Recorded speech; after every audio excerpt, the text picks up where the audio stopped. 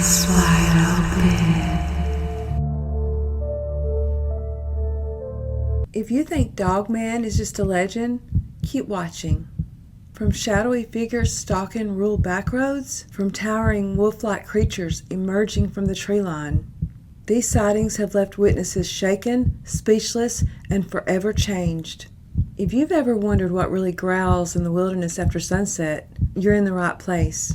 Don't forget to subscribe, and let's take a look. Dogman, what is it? Think about a big werewolf from The Howling, and that's what he is said to look like. The most famous one is the Beast of Bray Road. The way that one shows up is they're driving on a couple of different roads, one of them being Bray Road. This thing either crosses, like you're driving at night, and just in your headlights, it walks across the road in front of you. Or it's standing over something dead in the road already, and does that classic kind of, it's in silhouette, and it looks at you over the shoulder. It's well known for being seen in this certain area.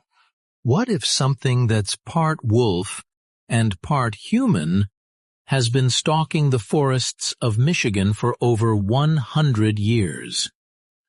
Deep in the remote forests of northern Michigan, countless people claim they've encountered a creature unlike anything science can explain. Witnesses describe it as standing nearly 7 feet tall, covered in thick black or gray fur, with broad shoulders, glowing eyes, and massive claws. They say it walks on 2 legs like a person, but can suddenly drop to all 4s and disappear into the darkness with incredible speed. Many who report seeing it describe an overwhelming feeling of dread before they even spot it. Some hear heavy footsteps circling their campsite. Others report deep growls, bone-chilling howls, or branches snapping just beyond the trees. The legend exploded in the 1980s after a fictional song about the creature unexpectedly triggered hundreds of calls from people claiming they'd had similar experiences years earlier. To this day, sightings continue. Hunters discover oversized tracks. Campers report terrifying encounters. An officer had been called to a hunting cabin that had been mauled on the outside. It had claw marks and teeth marks that were over 7 feet tall, and the only tracks they could find were dog tracks. A gentleman was out with his dogs. The dogs caught the scent, ran out of his view. He heard his dogs getting absolutely eviscerated, ran up with his gun, took shots at this thing because he realized it was not a human and it was not a normal animal. Yeah. And he took shots at this thing. He said he could see the flesh coming off from where he was hitting it. We had to break into the armory. I said, what? He said, we had to break into the armory. He said, Rusty, there's $250,000 worth of weapons in there. I said, hold up. I said, wait a minute. Wait a minute. I said, you're telling me those people left 8, 9, 10 years ago, left $250,000 in weapons in an armory, federally regulated, has to be inventoried every year, documents have to be done every year. You're telling me that's what you found in there? Those people left in a hurry. He said, apparently so. He said, that's not even talking about the equipment. I said, what equipment? He said, the armory equipment. He said, there's $250,000 worth of machinery and armory equipment in that armory. I said, you're telling me they left with clothes in the washing machine and dryer, food on the table, clothes in the closets, and $500,000 of guns and equipment locked up in the armory, and they just left it there? He said, apparently so. They clearly left in a hurry. Clearly. What was it that ran those people out of there that never came, that wouldn't even come back to turn over the keys? Yeah. On this clearly. After 10 years of not being there. Yeah, clearly an expensive sale. You know what I mean? They made some money when the new guys, my guys, came in and bought the place. Mm-hmm. We were talking lots of money. Didn't even show up with the keys. The next day, so tells the owner, the former Tier 1 guy, hey, man, this is what happened. And the Tier 1 guy, yeah. He was like, look, you know me. You know my background. You know I don't lie. He said, I don't know what it was. And the owner said, now the owner, former Tier 1 guy, been all over the world, done lots of things for our country, says, I'm not coming back there till you kill it. So Michael gets a couple 100 pounds of flour. He's putting it all over the ground around there. I said, well, did you find a track? He said, not in the flour. He said, but then the next morning, he said, you could see from where we saw this thing, to the tree line, a couple hundred yards, maybe 300 yards away. He said you could see a trail, not footprints, but like where the dew on the grass had been disturbed, all the way to the tree line. He said, I followed that. I got to the tree line. And then he didn't take a picture of it, but he drew a picture of the footprint that he found. I don't know what it is. Over time, I've heard a lot of Dogman encounters. And the only reason why I even listened to them is because I was trying to figure out what I saw myself when I was 12 years old. Let me tell you my story real quick. When I was 12 years old, the walk from my house to my school was about 1.5 miles. And to be clear with you, I didn't live in the country. I lived in the suburbs of Texas. And the craziest thing about my encounter is it didn't happen in the woods. And I'll never forget, I was on my way home from school. I remember having my yellow backpack, 12 years old, and I'm just walking. And this is way before we had the technology up to date. There were no cell phones back then. And looking back on that time period now, as a parent, I don't know how my parents dealt with the fact that they didn't know where their kid was. But back to the story. I'm walking back from school on my way home, and there's this bridge that spans across a ravine. And I'm not talking about like a footpath bridge. I'm talking about a car bridge where cars drive over a ravine. Well, I'm walking over the bridge as I do every morning and every evening when I hear a noise down in the ravine.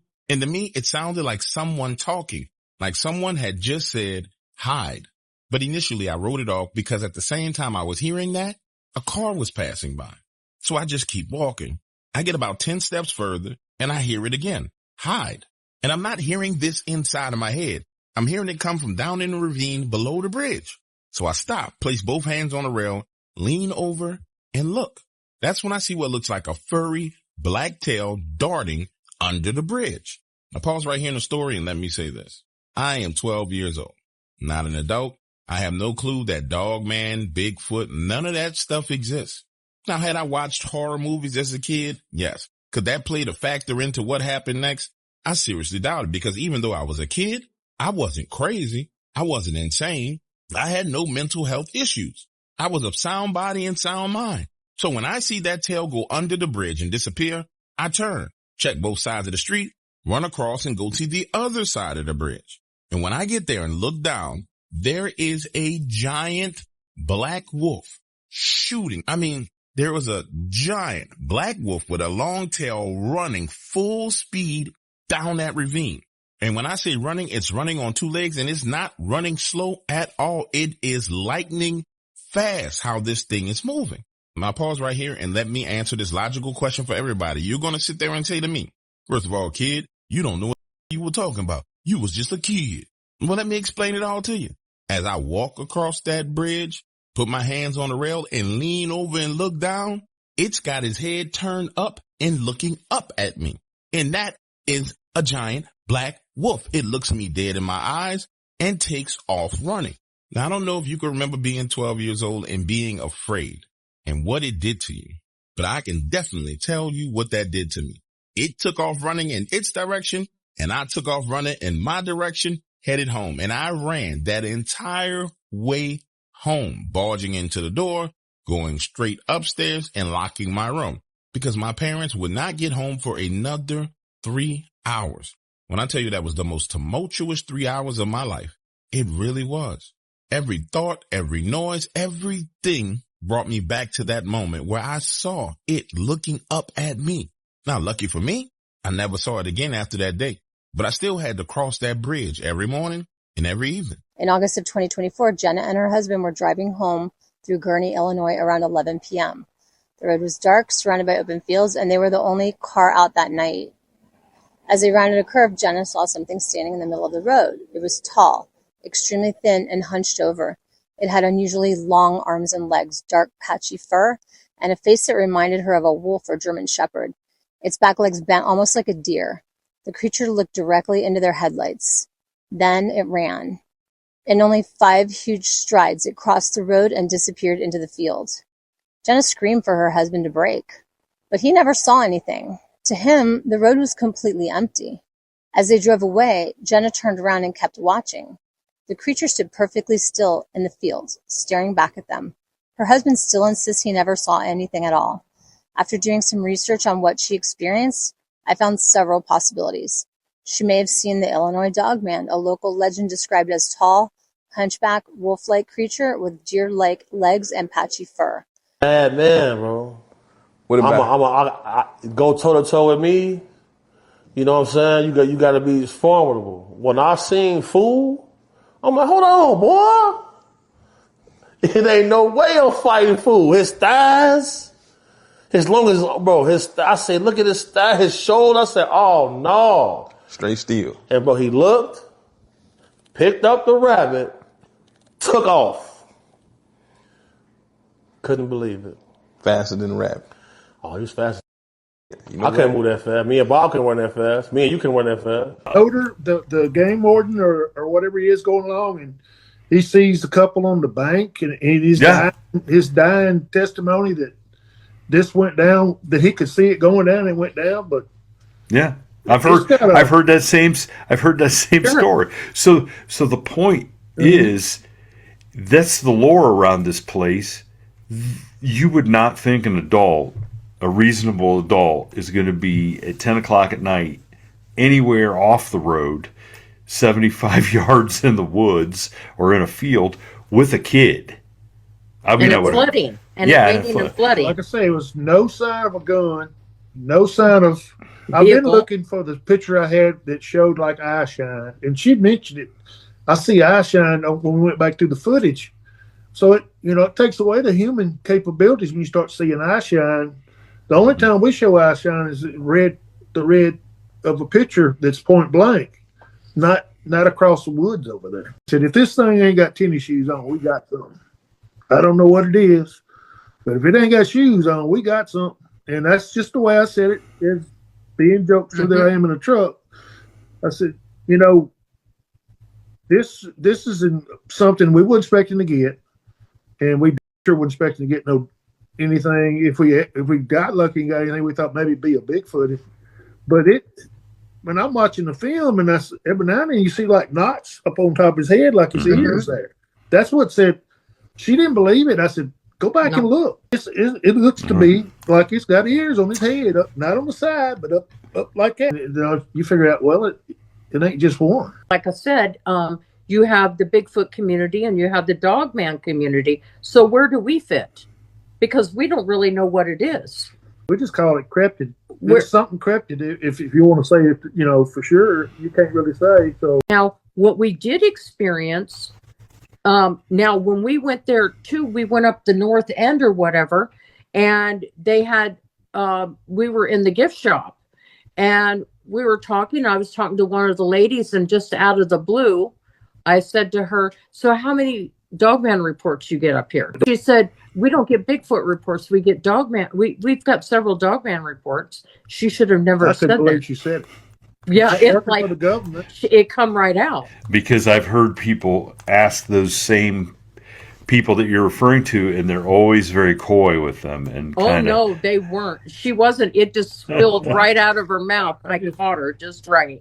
I don't know if she was just a person that was a short-term employee for the summer or something like that.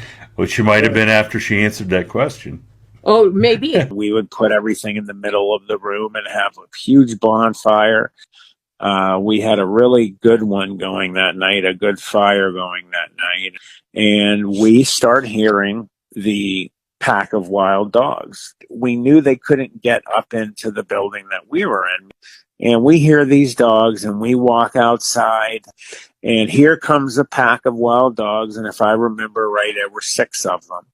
They had big, huge piles of material called coke. Just looks like almost like mounds of dirt. They used this stuff to smelt steel. We had a big pile, right, like I said, in front of our building and the building next to us. And these dogs ran just past us. They did not pay us any mind. They did not even notice us. They went up this pile and then down the other side. And within a second or two, we hear them start to fight. We start hearing them all attacking. Within, I'd say, 5 seconds after we hear them start to fight, we start hearing the sound of an even louder animal. These dogs were fighting with something that was on the other side of this pile. The bass and its growl and its bark or whatever it was doing, it was just very deep and loud. And I kid you not, within a couple seconds after that, we start seeing literally dogs in the air. They are being thrown over this mound, and some of them are hitting the ground and rolling, and some are injured. Another one had a big gash on its front shoulder that went down towards its back. And then within a couple seconds, two more get thrown over and look like they got run over by a car. All of them took off, and we're wondering, what just happened? What the heck was that? All of a sudden, you hear my one buddy say, "Guys, what is that? What is that over there?" And what happens is we see just the most massive animal that any of us have ever seen. It was just this humongous dog wolf looking animal that none of us had ever seen before in our lives. It was so big. It was so big. It looked fake. Oh, you've got to be kidding me. What the heck is this?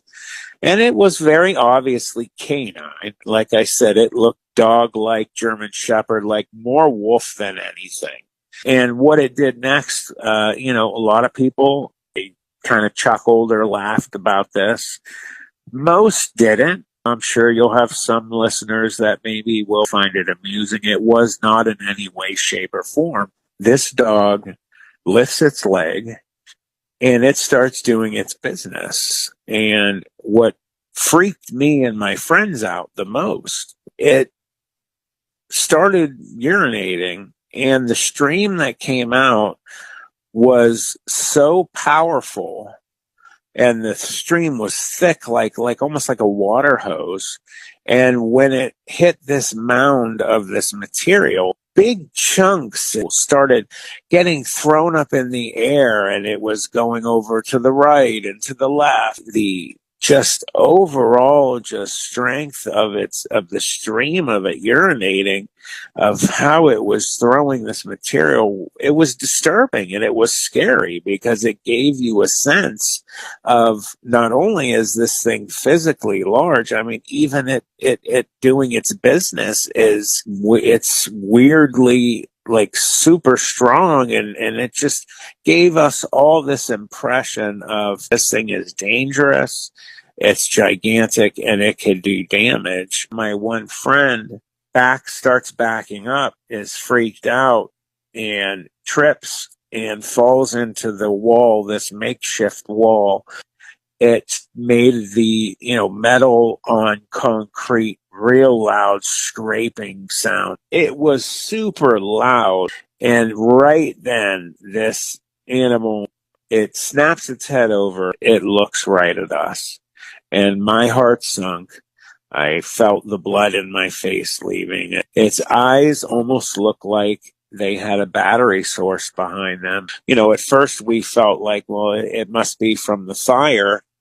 And it's causing eye shine, but it was not eye shine. It looked like it had a power source. It was so bright, and it was an amber yellowish, like orangey kind of color. Its eyes were so big, you could tell where its eyes and its gaze were. So we knew, each one of us, each four of us, whenever it was looking at each one of us, we could tell. And all of a sudden it growls, and it growls loud, and we all felt it in our chests. My legs, my quads got real weak. I felt like I was going to go down on my knees. And two other of my buddies said that they were so sick, said, I feel like I'm going to throw up. My other buddy said he felt like he was going to pass out. What it did next was something that will stick with me till the day I die. We all said the same thing. We will never forget it. And, what it did next was so crazy, so unnatural, so alien, so to speak, that it was just a paradigm shifted. It was just like, you've got to be kidding me. This huge wolf-like creature stood up on two legs.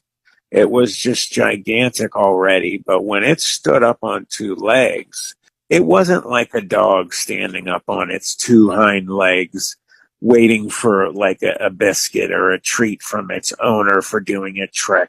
This thing stood up like it does it all the time, and that it's actually more comfortable on two than four. We turn and we hear somebody running in, and he's like, I can't take it anymore. And my one buddy, who had fallen back into that makeshift wall, turned around and ran inside, and he's screaming and running in. We looked at each other and we followed suit. He's like, I could feel it scream.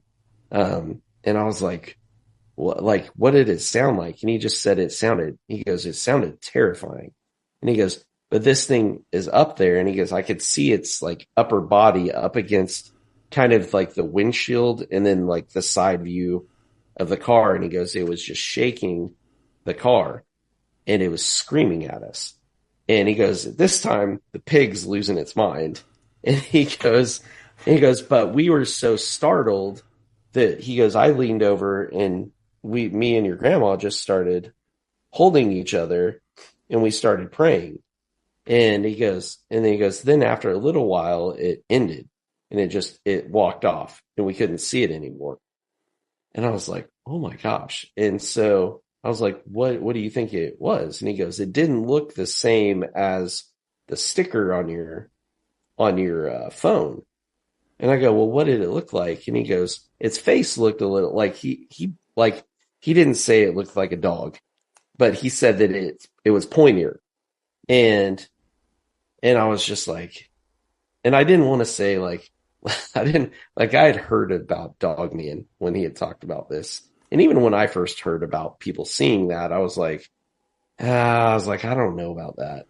And then he just talked about like how it looked. And he said it looked a little more slender than what he saw walk across the road. And he said it was just about the same height. He said it was tall, like 7 feet. Like he said its chest was right at like, so if he could see it, the chest would have been like right at the top of the window level. And so, he said it would look down and he could see it looking through so that would be like right here in the windshield, like, and it's shaking the car. And I was just like, that is terrifying. And he said, there's no light out there. There's nothing out in this area. And he goes, all I can see is this dark mass and barely be able to tell what it is outside the window. And I was just like, dude, Grandpa, that is insane. And so I didn't get like, he didn't like share a whole lot more details like outside of that. It wasn't like, oh, I saw teeth and ears and, a tail or, its legs, like how they were standing. He just saw that the black, like he said, the black shadow of it stepped back and walked off. And I was like, that's absolutely terrifying. I'll tell you about the terrifying night I encountered the Dogman in Ohio. It was a moonless night, and I was driving through the rural countryside, surrounded by dense forests. Suddenly, my car's engine sputtered and died, leaving me stranded in the darkness. As I stepped out of the car to check under the hood, an eerie feeling washed over me. That's when I heard a low growl. Unlike any animal I'd ever heard, I froze, my heart pounding in my chest as I scanned the darkness. Then, emerging from the shadows, I saw it, the Dogman, standing over 7 feet tall. It had the body of a muscular man, but the head of a monstrous wolf. Its eyes glowed with a sinister intelligence, and saliva dripped from its razor-sharp teeth. I stumbled back, my mind racing with fear, but before I could react, the Dogman lunged forward with lightning speed. Its claws slashing through the air, I narrowly dodged its attack, scrambling back to my car, but the horror was far from over. As I fumbled with my keys, I heard strange whispers echoing through the trees. Shadows danced around me, and the air grew thick with an otherworldly presence. Desperate, I managed to start the car and peel out of there. The image of the Dogman burned into my mind, but even as I drove away, I couldn't shake the feeling that something sinister still lurked in those woods, waiting to strike again. It's not just Bigfoot. People near the Red River are reporting something much more terrifying. I just got a message from a local in Denison who said that something called the Texoma Dogman has been stalking their neighborhood for over a decade. It was 2010, and a group of kids were playing musical chairs on their back porch. One of the brothers got mad, walked to the front of the house to be alone for a few minutes. But 5 minutes later, he came sprinting back as white as a ghost. He had seen a dog stand up on its hind legs, and it was 7 to 8 feet tall. It had long ears, a pointed snout, and looked exactly like a werewolf. A few years later, his brother's girlfriend was playing hide-and-go-seek down the same exact road. And it was broad daylight. She turned around a corner and locked eyes with the creature. It was crouched over, eating a small animal. They stared at each other for a second before it bolted into the brush. This thing was hunting in broad daylight. And it gets weirder. A family friend was camping in Lake Texoma, sleeping in his truck, had to get up to go to the bathroom, but he felt eyes on him. He saw a massive creature pulling down tree limbs to get a better look at him. It was a dogman. After seeing the Dogman, he didn't wait around, and he floored it to get out of there. The listener also says he doesn't think the Dogman is harmful, they're just protective of their fishing spots. You definitely don't want to trespass on their home turf. So East Denison and the Red River, probably keep your doors locked at night. For more than a century, people in northern Michigan have kept telling the same story. A creature over 6 feet tall, a head like a wolf, walking on 2 legs. Most people have treated it as local folklore, a story passed from one generation to the next. But there is one strange detail. These accounts never truly disappeared. Year after year, reports kept coming from the deepest forests of Michigan. And when a group of researchers decided to look back through the old records in a completely different way, they noticed something no one expected. Because what was appearing in the data no longer looked like folklore. A map that should not look like this. To understand why regional researchers began to feel uneasy, return to the simple thing they did. They did not go into the forest. They sat down with a stack of old reports and a map of Michigan. The Michigan Dogman is a phenomenon that has been reported for more than a century. The repeated description is almost always the same. A creature standing about 6 to 7 feet tall, with a wolf-like head, dark fur, 2-legged movement, and eyes that reflect light in the dark. The reports come from hunters, fishermen, logging workers, truck drivers, and farmers. For decades, each case was treated as a strange local story, written into regional notes and left there. The new element was not the reports themselves. It was the way those reports were re-examined. In recent years, regional researchers gathered cases from multiple generations, from 19th century records to modern reports, and marked each one on the same map. There was no theory attached to it. They simply placed the data points into geographic space and watched where they fell. Once enough points were marked, a shape began to appear. The sightings were not spread evenly across Michigan. Most were concentrated in the northwest of the Lower Peninsula, especially in Wexford, Manistee, Benzie, and Grand Traverse counties, with looser clusters extending into Leelanau, Kalkaska, Missaukee, Lake, Mason, Oceana, and Newaygo. Concentration itself was not surprising. Regional legends often have a center, because the story is told most often where it first took root. What stood out was the specific shape of that center. If the Dogman were only a legend spreading through culture, the points should have followed the places where the story was told the most. Around towns, along major highways, near the radio stations that helped popularize the legend in the late 1980s, around the Traverse City area, where the story spread most strongly. The points did not do that. The Traverse City area, despite being the cultural center of the legend, was not where the reports were densest. Instead, the points followed the Manistee River Basin. They gathered around Pere Marquette State Forest, Manistee National Forest, and the wider Huron-Manistee system. They appeared in continuous forest corridors between sparse settlements, in wetland belts, and along quiet river sections far from major roads. When the sighting map was layered over Michigan's river systems and forest cover, the two layers matched in a way that was difficult to dismiss as coincidence. That match created the first logical problem. A regional legend spreads through stories, and stories spread through human networks. They concentrate where people meet, talk, and listen to the same radio broadcasts. This map did not spread through human networks. It spread through the forest. A legend that should have faded. After the map showed that the reports were not scattered randomly across Michigan, the next thing to examine was time. A normal folk legend usually follows a fairly simple curve. It appears, it draws curiosity. It is repeated more often while it still feels new. Then, as public attention moves to something else, the number of new reports begins to decline. If the Michigan Dogman were only an inflated local legend, its record should have followed that same curve. But that is not what happened. The earliest report most often cited dates back to 1887 in Wexford County. Two logging workers reported seeing a dog-like creature standing upright in the forest. It did not attack. It simply looked at them, then withdrew into the trees. If this had been only a strange story from the logging era, it should have remained in a local archive and slowly faded away. But for almost a century afterward, similar reports continued to appear across northern Michigan. They came from hunters, farmers, drivers, woodsmen, and rural residents. The important point is that many of these reports appeared before the Internet, or forums about mysterious creatures, and before the Dogman became a widely recognized name. In other words, the accounts existed before there was a media system strong enough to gather them into a single phenomenon. In 1987, Steve Cook, a radio DJ in Traverse City, wrote a song called The Legend as an April Fool's joke. By normal logic, this should have been the peak moment of the legend. The song was broadcast widely. Listeners became curious. New reports should have risen sharply for a few years, then declined once the song was no longer new.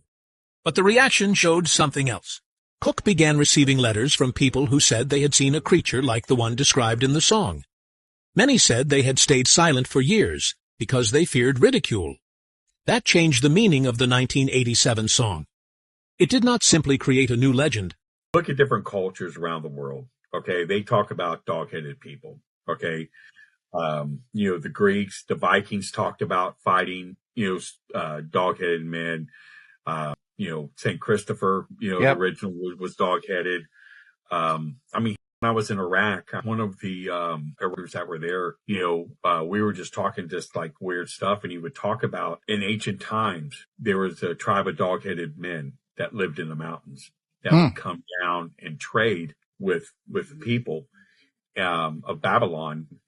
They understood them, but we couldn't understand them, but they were able to understand us. And he talked about this. So I did some research on that, and there's a lot of ancient civilizations that do talk about dog-headed men. Today, everyone who steps foot into the woods brings a cell phone or photography gear. There's also recording devices everywhere. Dash cams, trail cameras, and drones. So if the Dogman stories from the past are real, then we should have photo and video evidence of the creature today. And we do. A lot of it. Over the past few days, I dug through the entire internet to find the strongest, clearest, most convincing Dogman evidence ever caught on camera. But let's start with the audio recordings. What would you hear right before you get eaten alive by the Dogman? The audio people have captured is terrifying. On March 6, 2020, a man named Bob called into the Dogman Encounters radio with one of the most disturbing Dogman encounters ever recorded. He and 11 other people encountered a Dogman while on the outskirts of Lumber River State Park in North Carolina. From inside his RV with the creatures circling outside, Bob managed to hit record, and what he captured is nightmare fuel.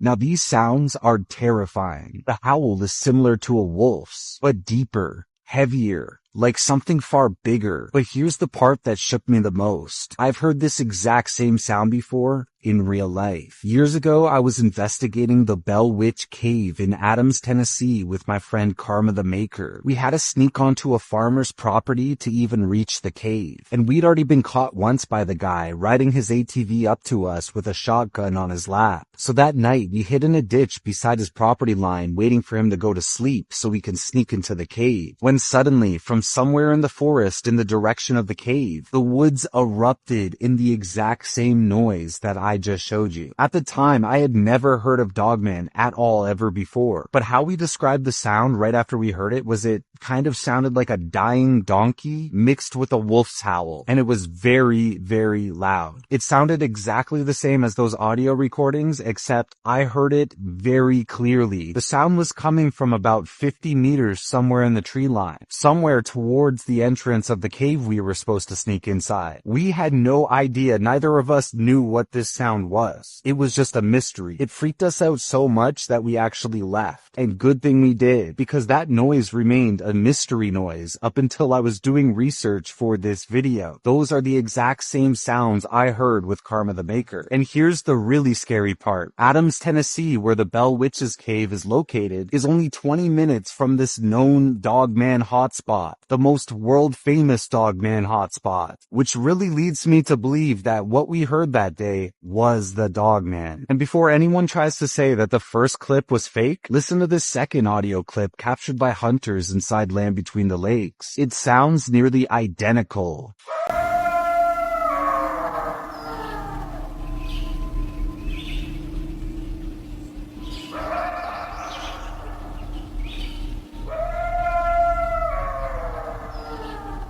And here's another one recorded at Indian Mound, only 30 minutes from both Adams, where I heard the noise, and the Land Between the Lakes hotspot.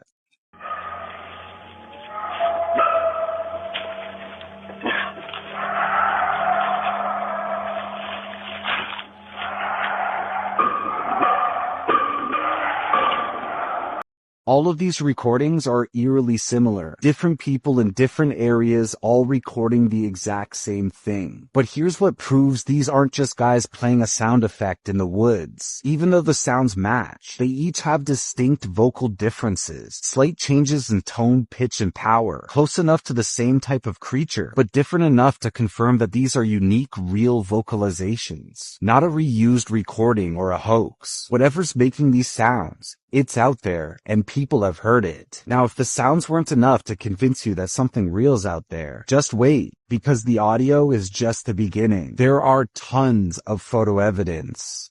While researching this video, I went through hundreds of Dogman photos. Footprints, claws, marks on metal, clumps of fur, shredded livestock, and even alleged photographs of the creature itself. Some of these images were taken by authorities during active investigations. Others came from hunters, hikers, and people who had no idea what they were about to capture. But out of everything I've seen, let me show you the most credible and the hardest to explain photo evidence of the Dogman. A fisherman named John claims he was stalked by a Dogman, not once, but twice. And he says he even managed to capture the creature on camera. John was out kayaking on Boxing Day when the first incident happened. As he paddled along the water, he noticed something unsettling. Every time he took a stroke with his paddle, something in the bush beside him took a matching step. When he stopped, the footsteps stopped. When he started paddling again, the footsteps started again. This wasn't an animal randomly moving through the brush. Whatever it was shadowing him stride for stroke. Feeling watched, John took a photo toward the tree line, and he believes he captured the figure that was stalking him. According to him, the creature was tall, upright, and shaped like a half dog, half human. After showing the photo to others, the consensus was the same. Whatever it is, it looks like a Dogman. The encounter shook him so badly he was petrified for a month. He woke up from nightmares of the creature staring at him from the tree line, but eventually Eventually, he forced himself to return to the area for another fishing trip, and that's when the second encounter happened. John heard a loud bang from the bush, followed by something running at high speed. It was smashing through trees so violently he couldn't tell if they were breaking or being pushed aside. Then came the roar. He describes it as the loudest and most unnatural sound he'd ever heard. Something primal inside him told him to go now or you'll die. He sprinted to his car, unarmed with no phone service, convinced he was about to be killed. John says he never believed in the Dogman before this, but after his 2 encounters in the photograph, he felt forced to come forward to the news with this photograph in fear that someone else might get hurt. The next photo comes from one of the strangest pieces of security footage ever recorded, and what makes this even more disturbing is the fact this footage comes from a major zoo. In 2022, the Amarillo Zoo became the talk of the entire country after it publicly shared an unusual CCTV still frame captured in the early morning hours of May 21st. The footage shows a tall, humanoid figure walking just outside the zoo's perimeter, something with the outline of a man with the distinct features of a wolf. At first, the picture popped up anonymously on Reddit, and most people dismissed it as just another internet hoax. But then the city of Amarillo themselves released an official press release confirming the photo was real and asked residents for help identifying the animal. Local news stations covered the story, and Twitter exploded with theories. And yet, no one is able to explain what the figure is. I think it's a young Dogman. Maybe a teenager. It looks too small to be a fully grown Dogman, but I think this photo is real. But whatever it is, the fact the city itself made a public statement tells you everything you need to know. They'd seen the original CCTV footage and knew it was real. This next photo was taken in Jedediah Smith Redwood State Park in California on May 7th, 2017. According to the photographer, the creature he captured was roughly 7 feet tall, easily weighing over 300 pounds. Now, this was the 1980s, you didn't have internet yet, and this is an extremely rural part of the United States. So, theoretically, if some government agency were able to get their claws onto this before it made it public, you could keep it a complete secret for 50 years. Of course, why then does this story suddenly start to crop up on the internet over the last 2 decades? Well, from what I can tell, the earliest reference, at least the earliest written reference, to a legend of some kind of monster living in the lands between the lakes comes from a 2004 post to the website Guardian Tales by a Jan Thompson. The story, however, took place in 1982. At the outset of her narrative, Jan explains that she wasn't a witness to the fact, just a third person making observations and having conversations with 2 individuals who were part of the incident, who were involved in the whole ordeal. Now, specifically, she says she was working the night shift at a gas station a few miles down from the Kentucky Dam when 2 officers of the law stopped by around 3 a.m. Jan described their appearance as shaken beyond description, a mixture of fear and confusion, shock and disbelief emanating from them both. After these men sat outside for a few minutes, one of them paler than the other and throwing up between his own legs, the other officer entered the store to buy a couple of coffees and grab a cup of water for his sick friend. Jen didn't give the real names of these officers, who she would later say she was on a first-name basis with, but assigned them the pseudonyms Adam and Bill, Adam being the sick one. Now, as I said, these men were not strangers to Jan, and this was, in her opinion, a possible reason that they disclosed so much when protocol should have kept them both tight-lipped. You see, since there were no other customers at this late hour, Jan spent some time chatting with the men outside, which is how she learned that they'd spent the last 8 hours at some kind of crime scene inside of the land between the lakes. At first, the officers only gave vague statements of disbelief about what they had seen. After some time, however, they began to provide her with fragmented details. That night at the gas station, Bill did most of the talking, explaining first how they'd been called in to help with an investigation at one of the many rural campgrounds down in LBL. A young married couple had come across a ghastly scene while on a weekend getaway, and then immediately driven out to nearby Grand Rivers to report what they'd seen. When Bill and Adam arrived, it was just before sunset, and while the story never gives an exact date for this incident, there are a few details that can help us triangulate that aspect. Thompson noted that the tourist season was about to start in a few weeks, and according to a U.S. Forest Service report published in December of 2004, peak visitation runs between April and November. That means that these events probably occurred sometime between mid to late March or early April of 1972. Since they had supposedly been on scene for about 8 hours, then they should have arrived around 7 p.m. And since we know that they arrived before sunset, it must have been after daylight saving switched over on the 10th. Beyond that, It's hard to establish further details. When they pulled up to the scene, Bill told Jan, several other official vehicles were already there and there were many more to come. There were deputies from multiple counties and even one from another state, most likely Tennessee. There was already crime scene tape placed in numerous scattered parts of the area, Jan wrote, and little white flags on metal stakes stuck into the ground marking evidence.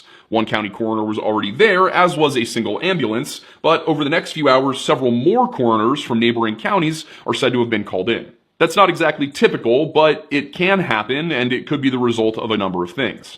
For one, Grand Rivers is part of Livingston County, which only borders the park. For that reason, it's possible the Livingston County coroner, Harry Van Smith, called the coroners of Leon or Lyon, Trigg, and Stewart counties due to their jurisdictions over sections of the forest. It may also be relevant that Harry Van Smith was elected coroner in 1975 when he was just 5 years out of high school. It is therefore very unlikely that he possessed any sort of medical expertise, and for that reason, it seems like another possibility is that he wanted a second opinion based on what was left of the victims once he saw what it was he was dealing with. Outside of a motorhome, its exterior marked by bloody, trailing handprints, investigators found the remains of 3 individuals, 2 adults and a child, who appeared to have been chopped to pieces. It was determined that this was a family, the older woman and man being the parents and the child being their son. In addition, the doors on the camper were open, with one hanging by one hinge in a crooked slant. To make matters worse, the remains found outside of the trailer were only one piece of the puzzle. Thompson described how, according to Bill, clothes befitting a young girl were packed inside of the camper, meaning that one family member was still unaccounted for. As to what killed these people, the first thought was that it must have been a man or a group of men with axes or chainsaws, but the coroner wasn't so sure about that. To him, it appeared that these bodies weren't cut by tools, but rather ripped apart by claws or teeth. The claw marks on the back of the father's corpse, Jan wrote, were distinctively made by 4 long claws with a smaller digit like a thumb on the side. Its span was wider than a man's print, wider and different than a bear's mark, with deep, deliberate gouges in the flesh. The detailed description continued, Thompson relaying from Bill that they seemed to be rake marks from an angry, unknown source trying to grab its prey that was no doubt trying to escape. That seemed to rule out humans, but the wounds that they were seeing were too large to have been caused by the claws or teeth of a wolf, coyote, or wildcat. The American red wolves native to the area are smaller on average than the gray wolves common further north, and coyotes smaller still. Bobcats, the only wildcats confirmed by authorities to live in the area, also have claws and mouths that are too small. In addition to the inhuman appearance of the wounds, Bill also reportedly said that there were indications in the larger areas of the cadavers of bite marks where the flesh, meat, and bone had been yanked away from the body. This apparently led some to question if this had been a bear attack, but Jan wasn't so sure she believed that. Bears, she wrote, aren't native to the area, but who knows? Maybe a grizzly did sneak in some way, but that was far-fetched. He would have had to have traveled several states and crossed several rivers to even get close to that part of Kentucky. Now, she's mostly right, as according to the Kentucky Fish and Wildlife Department, historical accounts indicate that bears were essentially eliminated from the area by the early 1900s. It's unclear exactly when they began returning, but the Fish and Wildlife Department website mentions a growing population over the last 20 years via natural migration rather than restocking. Now, to be clear, that is talking about black bears, not grizzly bears. But it's possible that this migration, this natural growth in the bear population began earlier than just the last 20 years. But even if it did, the problem is that black bears typically don't attack groups of people unless they're desperate or they feel threatened. Still, those present seem to be of the opinion that it had to be a bear attack because nothing else seemed possible. So, as the investigation began, there were now 2 goals: determine what it was that had attacked this family, and find the missing child. The latter issue was soon resolved, and unfortunately not in the way that anybody would have hoped. One of the investigators had made his way about 50 yards into the woods from the campfire of their efforts, only for those nearby to hear him shrieking, wailing, and faintly whimpering. When everybody rushed over to him, they saw that, high in the tree, their flashlights were illuminating the body of a lifeless little girl. The officer who found her only did so because he felt blood drip down onto his hat as he walked, and this was the very same man who now sat next to Bill as he told the story. Adam. It clicked for Jan why the latter deputy looked so much more pale than his companion, as Bill described the half-eaten corpse they saw carefully laid out across a tree branch, long gray and brown hair found sticking to the bark of the tree. Matching hairs had been found earlier as the scene was processed, and Jan wrote that one of the doctors noticed something wrapped between the dead fingers of one of the father's hands. It was a clump of long gray and brown hairs, which was placed in an evidence bag and taken away by police for testing. After about 7 hours, Thompson continued, most of the officers were sent away as a new team of investigators arrived. Those initially on scene were told not to speak to anyone about the incident, and especially not the media. But Bill and Adam talked to Jan Thompson, and they even returned to her gas station about a month later. They were both rather quiet, she explained, more serious in nature. They had both aged in some odd way. Their hair had grayed, and wrinkles now lined their faces. Perhaps feeling it was only fair that they update her, Bill and Adam told Jan that the test results had come back regarding the hair and the saliva recovered from the bodies. The species was unknown, but the closest comparable species was reportedly Canis lupus. Whatever this thing was that attacked this family, it wasn't a person, but rather some relative of the wolf. But the story of this spring 1982 massacre was not the only one that Jan Thompson submitted to Guardian Tales. A second entry came several days after the first one, in which the author described a personal encounter which she says occurred in July of 1978. She was staying with her aunt in Grand Rivers, which sits just across the Barkley Canal from Land Between the Lakes. The house itself was a very welcome home at the end of a dead-end road, amongst hundreds of acres of woods which surrounded the home. The structure was described as being built into the side of a large hill of dirt, and Jan wrote that several homemade trails wove throughout the woods leading to several places. One led to a defunct rail track, another to an abandoned sawmill, and several others out towards the shoreline of the Kentucky Lake on the western side of the canal. Now, given that in Grand Rivers there is a house which sits at the end of a dead-end road called Thompson Avenue, surrounded by acres of forest on a hillside with what certainly looks to be an old abandoned rail track not far away, I think I have located the home in question. That said, I can't be certain that I'm correct, especially because this entire area has changed so much in the last 50 years. In any case, Thompson herself was 17 when this story occurred, though it was her 13-year-old cousin Joe who had the initial encounter.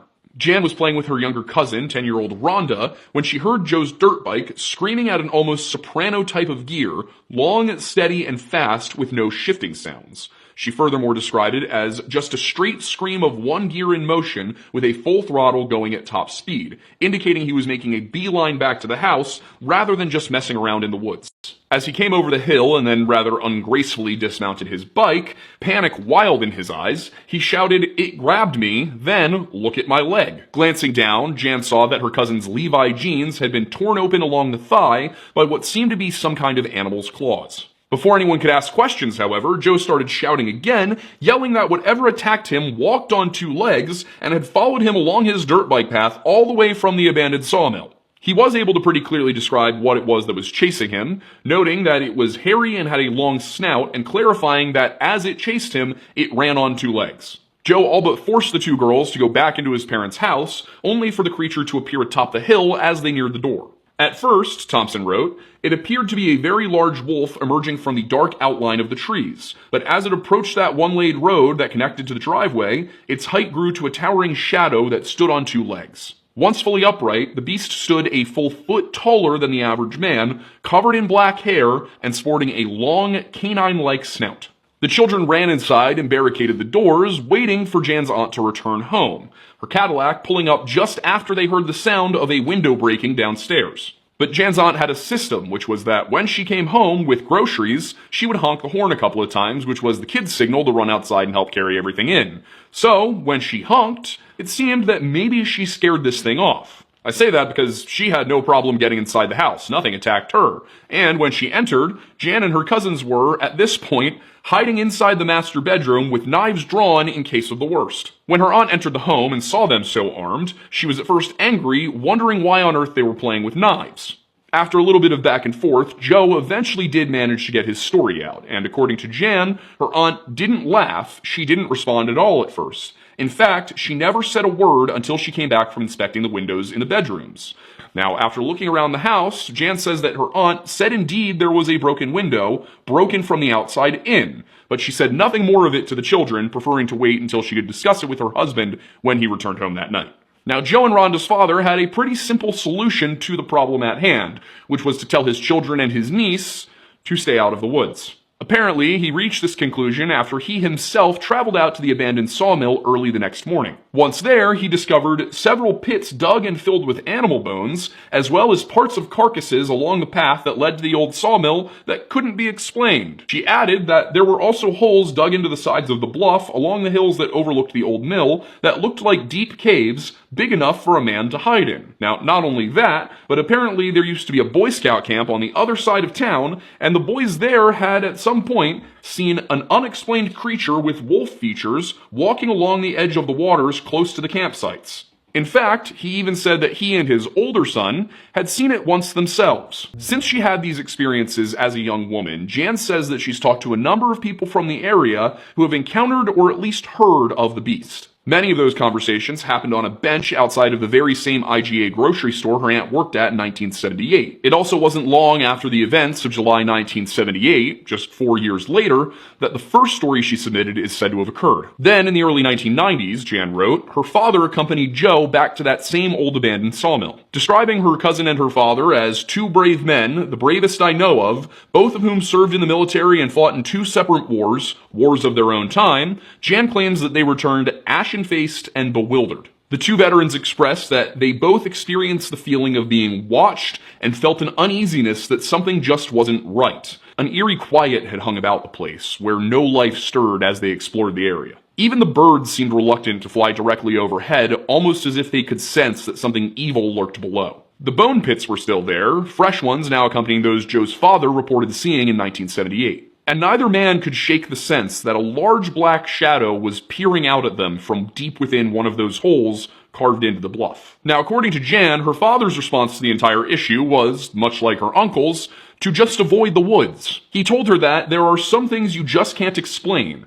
that science doesn't know about it, and these things should be left alone. All of this had quite an impact on Jan, who became very interested in the paranormal world in the years that followed. Like many invested in fields such as demonology, or in this case cryptozoology, Jan saw these things as not necessarily beyond the realm of reality, but rather beyond our current scientific understanding of the world. What she saw out there wasn't contrary to science, it was simply yet to be explained. In 2005, Jan sat for an interview with Guardian Tales publisher San Perry, in which she explained her opinions on the overall subject of supernatural entities and experiences. Asked what she believed the beast of the land between the lakes to be, Jan said that initially she thought it to have been a werewolf, but she struggled with this explanation because it went in the direction of actually believing in vampires, zombies, and Frankenstein monsters. At the same time, she questioned if believing in such things was really so absurd. Wasn't every legend, she asked herself, based on some form of actual incident, fact, or figure in history? Still, out of fear for her reputation, she chose to refer to it simply as a beast when telling others about the events. Decades later, while speaking with Bigfoot enthusiasts in 2005, she learned that some sightings of America's most famous legendary creature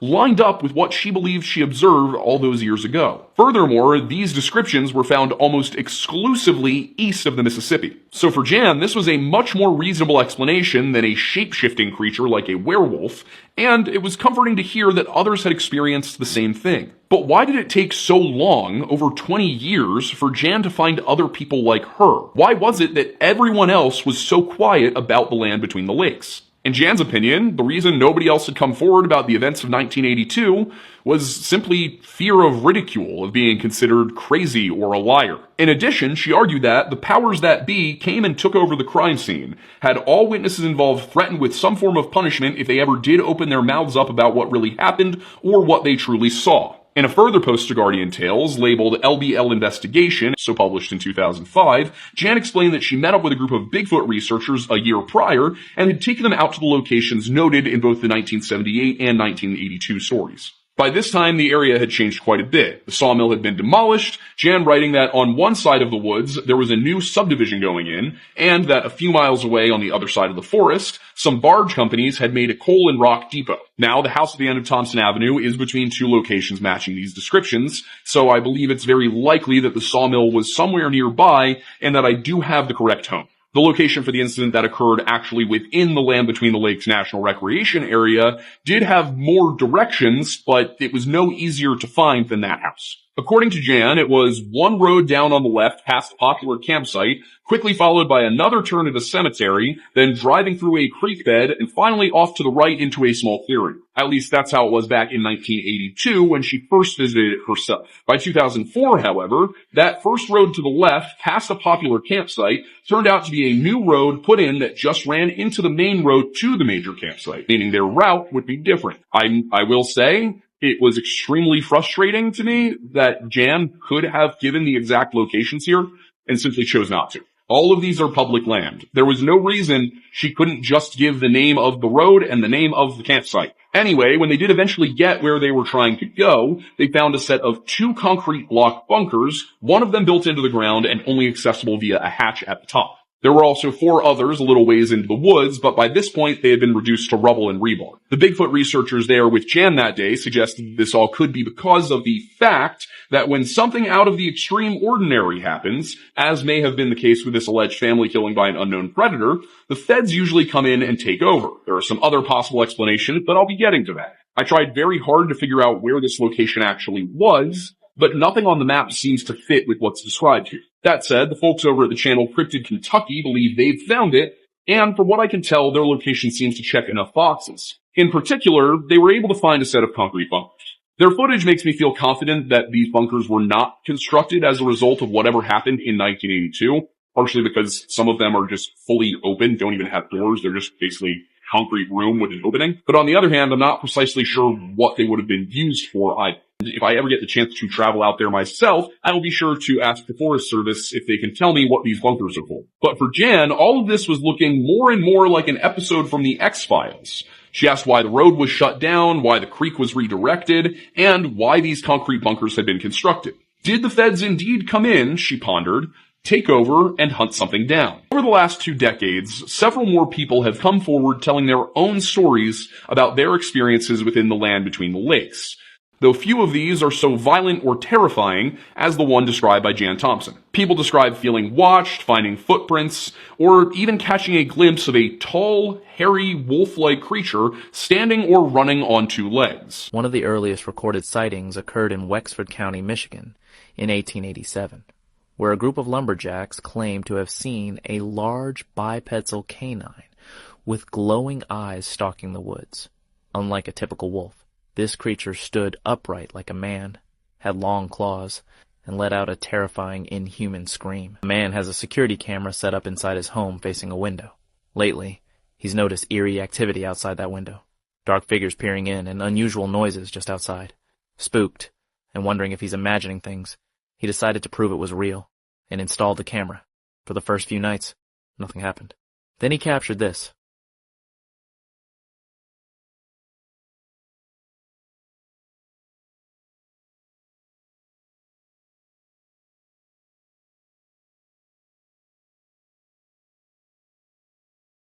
A huge, dark creature with glowing eyes staring into his home. It's dark, so details are scarce, but it appears to have thick black fur and is unmistakably large. The next clip shows what looks like a dog-like creature briskly walking through an open field. Although most Dogman legends describe a bipedal walker, this one isn't. It seems unusually muscular and has a peculiar gait, as if it shouldn't be walking on all fours and might be blending in or something. Its face also looks terrifying. Not like a typical coyote or wolf, but mangled or slightly deformed. This beast hunts in Wales, 1980. A lone driver navigates the desolate A5 road near Corwin. Suddenly, a massive shadow leaps from the brush, landing directly on the hood. It stands 8 feet tall, defying every known law of biology. The driver freezes as the creature begins tearing through the reinforced steel roof. Police later find the car abandoned with deep claw marks etched into the frame. Locals claim the beast still guards the Denbighshire moors, waiting for the next engine. You might be driving past it tonight. Oh, are you reading me? Come in. Hello?